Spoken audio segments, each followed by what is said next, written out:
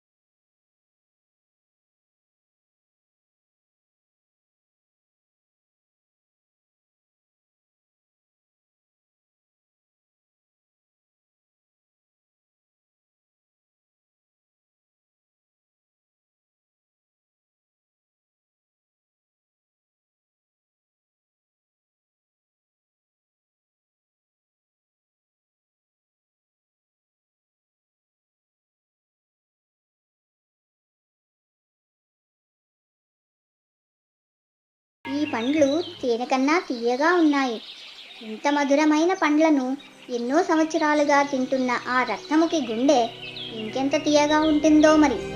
ఆ గుండె నాకు తెచ్చిపెట్టండి అని అడిగింది. భార్య కోరిక విన్న కరాళముఖుడు చేష్టుడై, నేను ఆ పని చేయలేను. నా స్నేహితుణ్ణి ఆ రకంగా ద్రోహం చేయడం సరికాదు అని వాపోయాడు. కానీ కరాళముఖుని బాధని ఏమాత్రం లెక్క చేయని తన భార్య ఆ గుండె తేకుంటే నిద్రాహారాలు మానేసి చనిపోతాను అని హెచ్చరించింది. ఇక గత్యంతరం లేక కరాళముఖుడు చెట్టు వద్ద ఉన్న రక్తముఖుని వద్దకు బయలుదేరింది.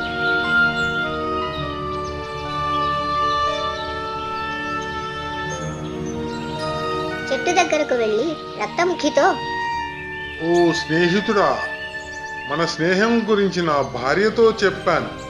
తను నీలాంటి మంచి స్నేహితుణ్ణి పరిచయం చేయలేదని చాలా బాధపడింది. నిన్ను సాయంత్రం భోజనానికి తప్పనిసరిగా వెంట పెట్టుకురమ్మని నన్ను పంపింది. కనుక మా ఆహ్వానాన్ని మన్నించి ఇంటికి రావలసినదిగా కోరాడు. కరాళముఖి అంతరంగము తెలియని రక్తముఖి మొసలితో వెళ్ళడానికి ఒప్పుకుంది. ఈతరాని కోతి మొసలి ఇంటికి ఎలా వెళ్ళగలను అని ప్రశ్నించింది. నా వీపుపై కూర్చో మిత్రమా, నిన్ను జాగ్రత్తగా తీసుకువెళ్తా. కరాళముఖుడు కోతిని వీపుపై కూర్చోబెట్టుకుని నెమ్మదిగా నదిలోకి ప్రవేశించాడు.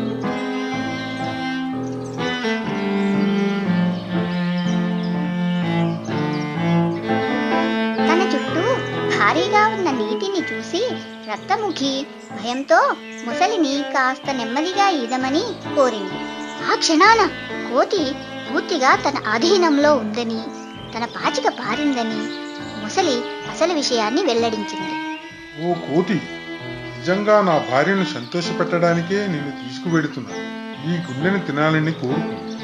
ఎందుకంటే ఎప్పటి నుండో నువ్వు తింటున్న తీయని నేరేడు పండ్ల వల్ల నీ గుండె ఎంతో రుచిగా ఉంటుందని గట్టిగా నమ్ముతుంది. అది విన్న రక్తముఖి ఒక్కసారిగా ఉలిక్కిపడింది. కానీ భయపడకుండా మొసలితో, ఓ మిత్రమా, ఈ మాట నాకు ముందే ఎందుకు చెప్పలేదు? నీ భార్యకు నా గుండెను ఆహారంగా ఇవ్వ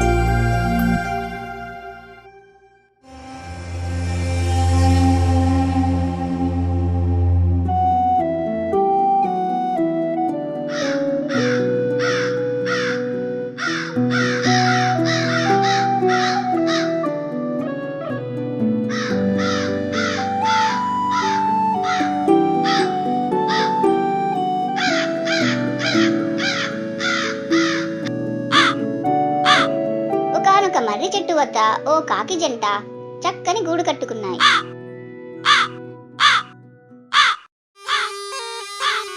అదే చెట్టు కింద తొర్రలో ఓ నల్ల త్రాచు కూడా నివసిస్తూ ఉండేది. ఎప్పుడైతే ఆడకాకి గుడ్లు పెడుతుందో అప్పుడు నల్లత్రాచు చెట్టుపైకి ఎగప్రాకి పొదగడానికి పెట్టిన గుడ్లను మింగేసేది.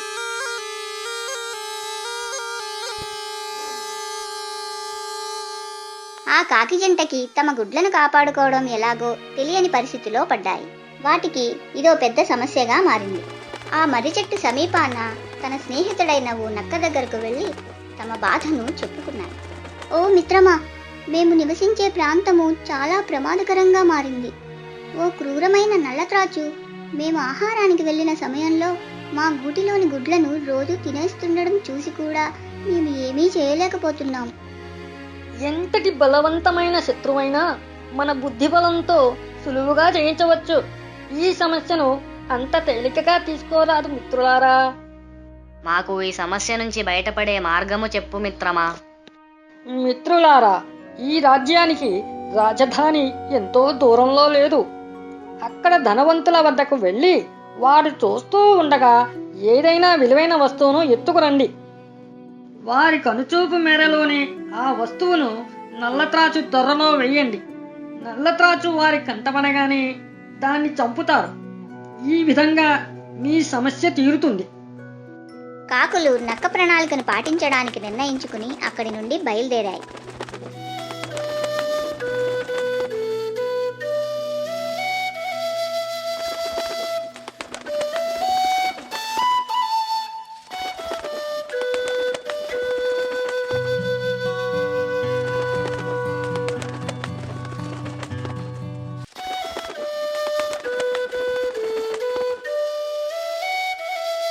రాజధాని నగరంపై ఎగురుతున్న కాకుల్లో ఆడకాకి కంటికి ఓ చెరువులో సంపన్న స్త్రీలు జలకాలాడుతూ, చెరువు గట్టు మీద బంగారు ఆభరణాలు, కాస్త దూరంలో వాటికి కాపలాగా రక్షక భటులుండడం చూసింది. ఆడకాకి ఒక్కసారిగా క్రిందకు వాలి ఓ పెద్ద నగను నోట కరుచుకొని నెమ్మదిగా ఎగురుసాగింది. ఆ సన్నివేశాన్ని గమనించిన రక్షక భటులు రాళ్లు విసురుతూ వాటి వెంటబడ్డారు. ప్రణాళిక ప్రకారం భటులు చూస్తూ ఉండగా ఆ నగను చెట్టు తొర్రలో నిద్రిస్తున్న నల్లత్రాచుపై వేసి చెట్టు కొమ్మపై జంటగా కూర్చున్నాయి. రక్షక భటుల అలికిడి విన్న నల్లత్రాచు చెట్టు తొర్రలో నుండి బయటికి వచ్చి వారిని చూసి బుసలు కొడుతూ బెదిరించింది. ఆ నగను తీసుకోవడానికి భటులు తమ బల్లాలతో త్రాచుపై దాడి చేశారు. చివరికి ఆ క్రూరమైన నల్లత్రాచును హతమార్చి ఆ నగను తీసుకుని భటులు అక్కడి నుండి వెళ్ళిపోయారు.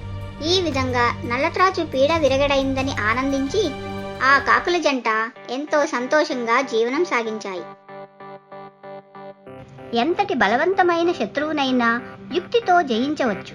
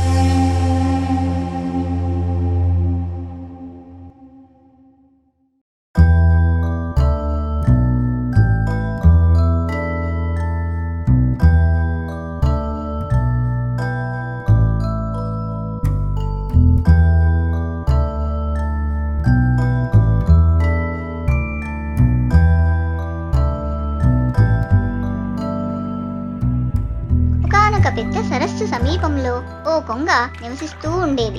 సంవత్సరం పొడవునా సరస్సులో చేపలు ఇతర జలచరాలతో పుష్కలంగా ఉండేది. ఆ కొంగ ముసలితనం వల్ల చెరువులో చేపలను వేటాడలేకపోయేది. ఆహారము లేనందున రోజురోజుకు ఆ ముసలి కొంగ బలహీనంగా తయారైంది. ఇక ఆకలిని భరించలేక ఆ జిత్తులమారి కొంగ ఒక ప్రణాళిక వేసింది. ప్రణాళిక ప్రకారం కొంగ చెరువు ఒడ్డున జలచరాల దృష్టిని ఆకర్షించే విధంగా జపం చేస్తున్న భంగిమలో ఏడుపు నాటకం ప్రారంభించింది. ఆ కొంగని చూసిన ఓ పీత తనపై జాలిపడి దగ్గరకు వెళ్ళి, కొంగమామ, ఓ కొంగమామ, నువ్వు చేపలు పట్టుకోవడానికి వచ్చి ఏడుస్తున్నావెందుకు? ఏమిటి సంగతి? ముసలి కొంగ బాధ నటిస్తూ, ఓరి నాలుడా, ఇక నుండి చేపలు వేటాడడం మానేశాను. నేను లోకం పోకడను పట్టించుకోవడం లేదు. అలాగే దైవత్వాన్ని పొందడానికి ఉపవాసాలు దీక్షలు చేస్తున్నాను. లోకం పోకడను పక్కన పెడితే అసలు ఎందుకు అంతగా బాధపడుతున్నావు? అల్లుడా, నేను పుట్టినప్పటి నుండి ఈ సరస్సులోనే జీవనం సాగిస్తూ ఉన్నాను. నేను ఇక్కడే పుట్టాను, ఇక్కడే పెరిగాను. ఇప్పుడు వృద్ధాప్యానికి వచ్చాను. ఈ సరస్సు రాబోయే 12 సంవత్సరాల్లో వర్షాలు లేకుండా పూర్తిగా ఎండిపోతుందని విన్నాను. ఆ మాటలు విన్న పీత ఆశ్చర్యపోతూ, మామా, ఇది నిజమేనా? ఈ సమాచారం ఎక్కడ విన్నావు? దయచేసి నాకు వివరంగా చెప్పవా? రాబోవు 12 సంవత్సరాల్లో ఈ ప్రాంతంలో వర్షాలు పడవని ఓ గొప్ప జ్యోతిష్యుడు జాతకం చెప్పగా నేను విన్నాను. చూడు నాన్న, ఇప్పటికే సరస్సులో చాలా వరకు నీరు ఎండిపోయింది. అలాగే వర్షాలు లేనందున త్వరలోనే సరస్సు పూర్తిగా ఎండిపోతుంది. జలచరాలకు జరగబోయే ఈ ప్రమాదకరమైన వార్తను చేరవేయడానికి పీత అక్కడి నుండి కదిలింది. జలచరాలారా, ఈ వార్త విన్నారా? మనకి కరువు కాలం రాబోతుంది, కాబట్టి మనం జాగ్రత్త పడాలి. ఈ విషయం విన్న జలచరాలు తీవ్ర భయాందోళనకు గురి అయ్యాయి. కొంగ చేపలను వేటాడడం మానేసిందని, దానిపై నమ్మకం పెంచుకున్న చేపలు కొంగని సలహా కోరడానికి దాని చెంతకు చేరాయి. దయచేసి ఈ విపత్తు నుండి మమ్మల్ని రక్షించడానికి ఏదైనా సలహా ఇవ్వండి. ఇక్కడికి కూతవేటు దూరంలో ఓ సరస్సు ఉంది. అది సంవత్సరం పొడవునా నీటితో నిండుగా, కమలా పువ్వులతో మెండుగా, ఎంతో అందంగా ఉంటుంది. ఆ సరస్సులో చాలా నీరు ఉంది. 25 సంవత్సరాలు వర్షం పడకపోయినా అది ఎప్పటికీ ఎండిపోదు. మీరు ఇద్దరిద్దరుగా నా వీపుపై కూర్చోగలిగితే నేను మిమ్మల్ని అక్కడకు చేరుస్తాను.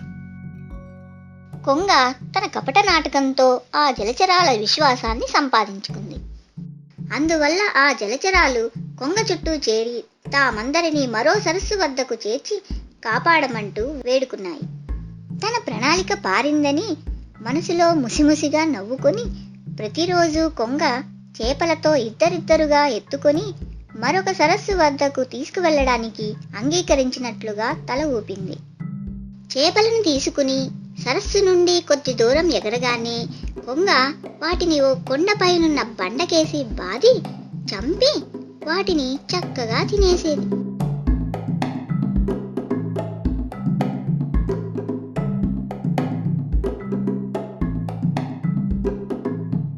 కొంగ కొంత సమయం తర్వాత సరస్సుకి తిరిగి వచ్చి మరో సరస్సులో తమ మిత్రులు ఎంతో సంతోషంగా ఉన్నారని తప్పుడు సమాచారం తెలిపేది. ఈ విధంగా కొద్ది రోజులు గడిచాక పీత కొంగతో, కొంగమామా, నీ ప్రథమ మిత్రుడినైన నన్ను పక్కన పెట్టి ఇతరులను మరో సరస్సుకు తీసుకుని వెళ్ళడం న్యాయమా? కనుక ముందు నన్ను రక్షించి నా జీవితానికి ఒక దారి చూపించిన తర్వాత మిగతా వారి సంగతి చూద్దువు గాని. అది విన్న కొంగకి చాలా సంతోషం కలిగింది. తనలో తాను, ఇది నాకు చక్కని అవకాశం. ప్రతిరోజు చేపల్ని తిని తిని నా నాలుకకు రుచి లేకుండా పోయింది. ఏటికి ఈ పీతను తినే అవకాశం దొరికింది. భలే భలే. రా, నా వీపుపై కూర్చో అల్లుడా.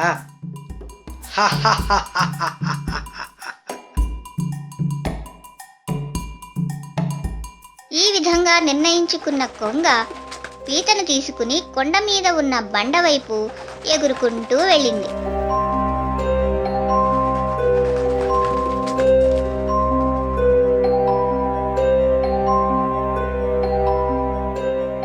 కొంగతో పాటు ఎగురుతున్న పీతకు పైనుండి క్రిందకు చూసేసరికి బండపై ఉన్న చేపల ఎముకలు, కళేబరాలు కనిపించాయి. అప్పుడు పీతకు కొంగ కపట నాటకం అర్థమైంది. కానీ పీత ఏమాత్రం కంగారు పడకుండా ప్రశాంతంగా, కొంగమామ, సరస్సు చాలా దూరంలో ఉన్నట్టుంది. నేనా చాలా బరువుగా ఉన్నాను. నువ్వు అలసిపోయావు అనుకుంటా. కాసేపు విశ్రాంతి తీసుకుందాం. ఆగు కొంగమామ. ఆకాశ మార్గంలో తన నుండి పీతకు తప్పించుకునే మార్గమే లేదని అవగాహనకొచ్చిన కొంగ పీతకు అసలు విషయాన్ని వివరించింది. వాస్తవంగా ఇక్కడ ఎటువంటి సరస్సు లేదు. ఈ ప్రయాణం నా భోజనం కోసం. నేను ప్రతిరోజు చేసే విధంగానే నేను నిన్ను రాయి మీద పగలకొట్టి ఆహారంగా చేసుకుంటాను. ఈ విధంగా కొంగ వాస్తవాన్ని వివరించగా పీతకు చాలా కోపం వచ్చింది. పీత ఇక ఏమాత్రం ఆలస్యం చేయకుండా జరజర కొంగ మెడవైపుకు పాకి పీత తన బలమైన కొండెలతో మెడను గట్టిగా నొక్కి పట్టుకుని ఊపిరాడకుండా చేసి కొంగను చంపేసింది. కొంగ రెక్కలు కొట్టుకుంటూ మెల్లమెల్లగా నేలకు ఒరిగి చనిపోయింది. కొంగ ఆడిన నాటకం నుండి తాను తన సహచరులైన జలచరాలను కాపాడగలిగినందుకు తనకి తాను అట్టహాసంగా నవ్వుకొని ఆ కొంగ శరీరాన్ని ఈడ్చుకుంటూ తిరిగి సరస్సు వద్దకు చేరుకుంది.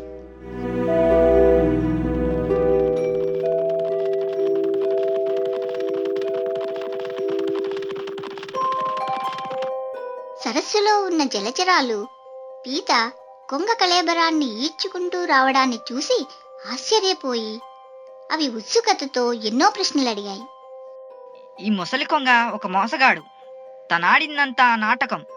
ఈ కొంగ మనల్ని మోసం చేసింది. నేను జిత్తలమారి కొంగ గుణమేమిటో అర్థం చేసుకున్నాను. మీరు మరో విధంగా ఆలోచించాల్సిన అవసరం లేదు జలచరాలారా.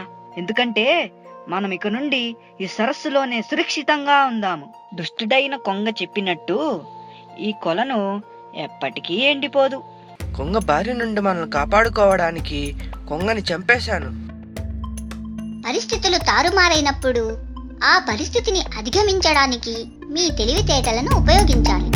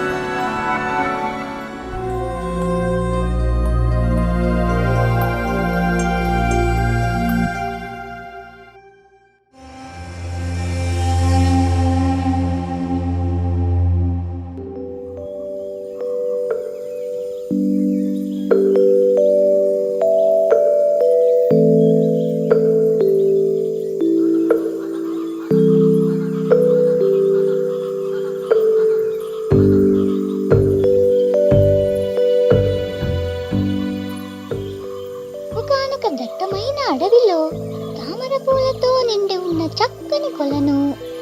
ఆ కొలనులో కంబుగ్రీవుడనే తాబేలు నివసిస్తూ ఉండేది. అదే కొలనులో ఓ అందమైన హంసల జంట తామర కాడలను తింటూ ఈదుకుంటూ ఆనందంగా జీవనం సాగించేవి.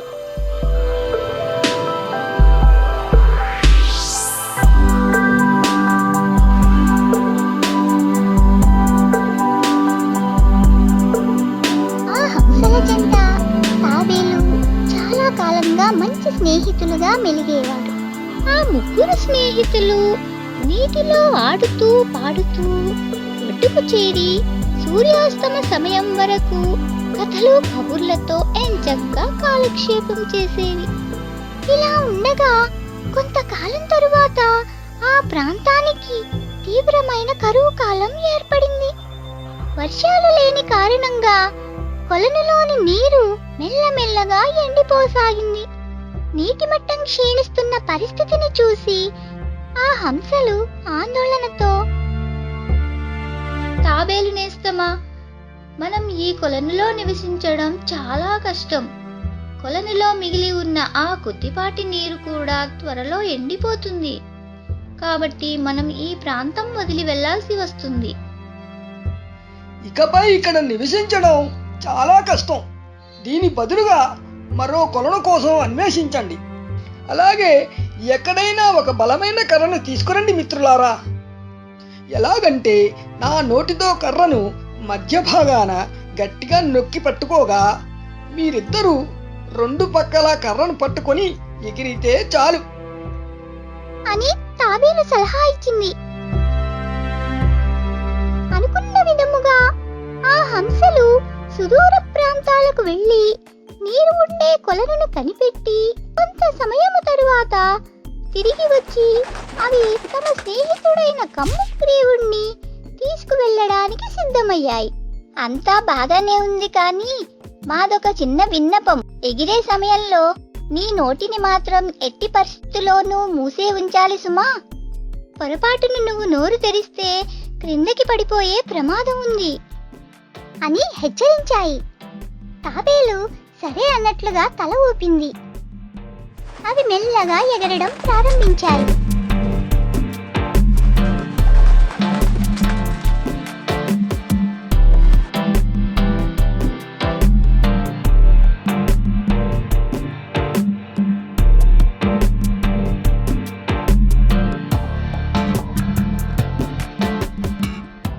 అలా కొంత దూరం ప్రయాణించిన తరువాత ఓ గ్రామం మీదుగా ఎగురుతూ ఉండగా ఆ గ్రామంలోని కొంతమంది పిల్లలు ఆకాశంలో జరుగుతున్న ఆ విచిత్రమైన విన్యాసాన్ని చూసి కేరింతలు కొట్టసాగారు.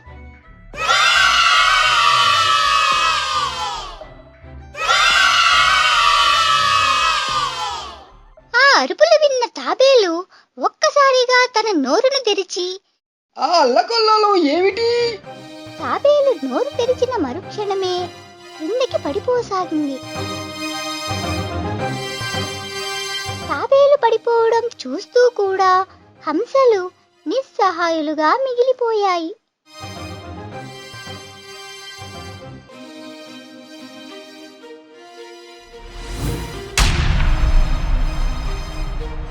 తాబేలు నేల మీద పడిన మరుక్షణమే చనిపోయింది. తాబేలు పడిపోయిన వెంటనే ఓ గ్రామస్తుడు ఆ తాబేలును ఆహారంగా చేసుకోవడానికి ఇంటికి పట్టుకుని వెళ్ళిపోయాడు. అనుభవజ్ఞులైన స్నేహితుల సలహాలను ఎప్పటికీ మరువరాదు.